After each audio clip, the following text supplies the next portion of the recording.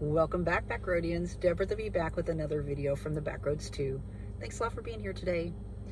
So I'm in my car. I don't have to be at work for a little while, and I've got the air conditioner running, so it may have a little bit of background noise, but I think that'll be okay. There's my there's my seat clicking in.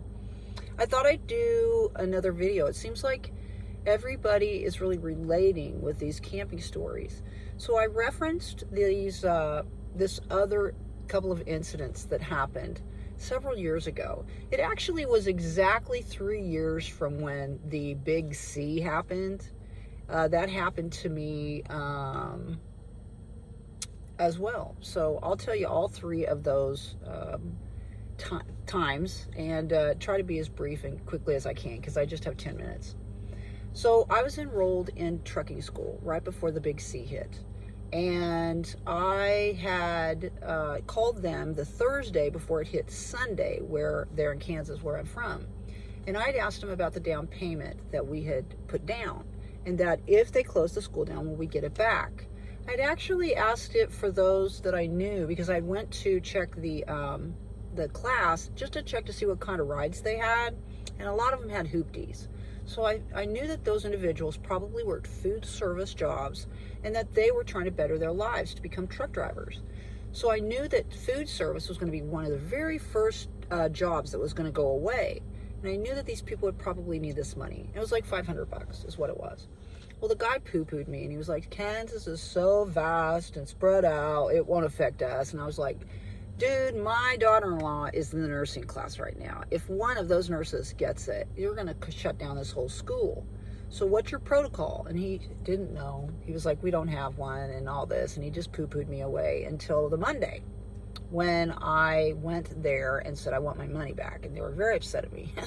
Tell me the bookkeeper wasn't there. And he had come in from downstairs somewhere. And I looked at him and I said, sir, all hands are on deck, and you're talking about that protocol that you told me that y'all didn't have, and I need that bookkeeper to come up here and cut me my check because I don't know if she's going to be alive tomorrow, right? We don't know what's happening with this stuff.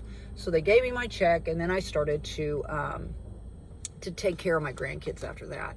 But I went out to this lake right after that, and I was sitting there. It was rainy that day, so I couldn't put my tent up. So I had all my stuff to camp all inside the vehicle. And all of a sudden, I get this knock. I hear the sound of a radio, right? And then I get this knock. Well, I know what's going on. This thing had just happened. So I forcefully and authoritatively say, please step away from the vehicle, like that, which I'm certain surprised the man. And he was like, asking me all these questions, wanted to see my ID. I was like, I'm not letting you touch any of my things. You don't need to see my ID. I'm not doing anything wrong.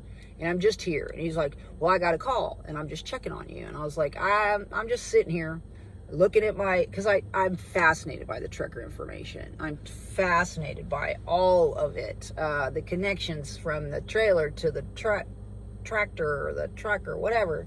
And so I continued to educate myself that day. And he judged me. He called me by my last name. He had already run my tag. He kept asking me, he needed to see who I was and all this stuff. And when I realized that he called me by my last name and he knew who I was, I knew that he wasn't being honest. And that made me mad. So anyway, by the time our interaction was over with, he looked at me and he goes, enjoy your little house, like that. Now, the weird thing about it was he was wearing a really weird uniform. It's almost like, Mayberry, Andy and Opie kind of stuff.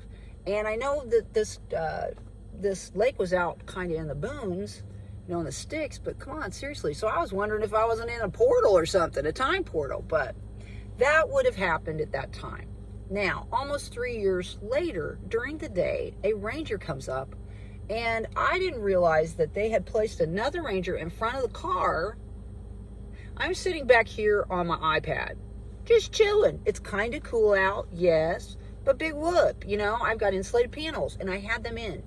First thing I tell him when he comes up is, do you know about car camping? He's like, yes.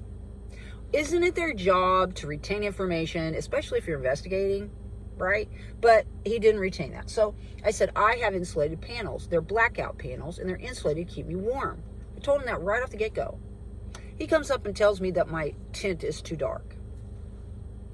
Okay, this is right after I told him that I had insulated panels in the windows, right? So he's like, I go, no, they're not. And he goes, yes, they are, ma'am. And so I grab the one that was up here that comes out very easily. I just grab it and I go, really? It's too dark? Dude, really? I'm just sitting here, chilling at the lake, sitting in the back seat, looking at my iPad, spending my time at the lake. I had been watching my grandkids. This was my time to be able to be there. You know what I mean? And then I noticed that they had a Ranger parked in front of me, and there was one standing there in front of my car, so I couldn't move. So then, of course, I wasn't happy about it because I'm realizing, why are you treating me this way? I'm here at the lake that I've been coming to for like 20 years. And then they get upset because they're asking me all these questions. And I'm like, if I had a van, you would be, because he was like, I can't see in your vehicle. I was like, if I had a van, you couldn't see in my vehicle. If I had an RV, you couldn't see in my vehicle. Why do you need to see in my vehicle? And then I proceeded to tell them that it wasn't in my best interest to have people to be able to see in my vehicle, right? As somebody that was out there by myself in this world that they're trying to present to me as to the reasons why they're asking me these questions or even standing there talking to me. That was during the day. Now I decided to move across on the other side of the lake. I'm over there getting ready to go to bed, and next thing you know, I get a knock. And it's a sheriff. This is the same day. Do they not converse? Do they not share information? I don't know. But this guy was former military. And he kept telling me he took an oath. He just kept saying, I take an oath to keep you safe and all this stuff. And I go, yeah, I took an oath too. And he looks at me and goes, you took an oath? What does that mean? I said, I took an oath to keep me safe. And then I went ahead and told him that literally, sir, it is not in my best interest for you or anyone else to be able to see into my car. All these bad guys that you guys are talking about, 1 out of 10 of them that drives by and sees into my car is going to see that I'm sleeping in here. Why do I want a total random stranger or some of these people that you're talking about to know anything that's going on in my car? If I was in town, I wouldn't want anybody to know what I was going on in my car. You don't want people to see what you got in there. They're going to try to break in and steal it, right? I'm sitting there telling him this, and we're volleying back and forth, back and forth. And he keeps talking about, yeah, I have duty and all this other stuff. And I'm like, yeah, I have a duty too. I'm a grandma. It's my job to take care of my grandchildren. That's basically my job right now. That's what I'm doing. And also to take care of me. And of course, I'm opinionated, y'all. I'm going to say weird stuff to people. And it's inappropriate. But all of a sudden, this dude knows one of my family members. And then all of a sudden, it's okay. Right? Because he knows someone. Yeah. And it all had to do with me being a woman. Now, when I went in Arizona and New Mexico and Georgia and North Carolina, not one time, except maybe one time, this cop came up. It was all Hispanic people, right? It was the last sight. I don't care. I'm not racist or anything like that. They're super nice to me all along the way, everybody that I met.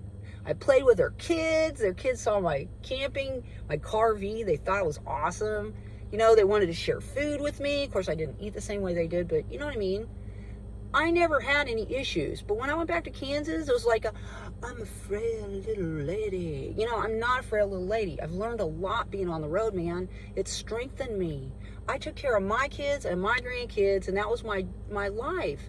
And now I actually have this life where I can have little mini adventures, you know? I don't venture off very far, but I'm not a frail person. I really am a strong individual, and I haven't always been that way, but I think being on the roll and living like this has really helped, and I think it helps with a lot of women, right? That same sheriff came up to me later, didn't even recognize me. It came up to tell me that we couldn't have a fire. One of the things they talked about was that I backed in and that they couldn't see my tag, and it looked suspicious and stuff like that. But that day he saw me at Water's Edge sitting in the back of my vehicle, and I had a conversation with him and said, hey, look, do you understand why I back in?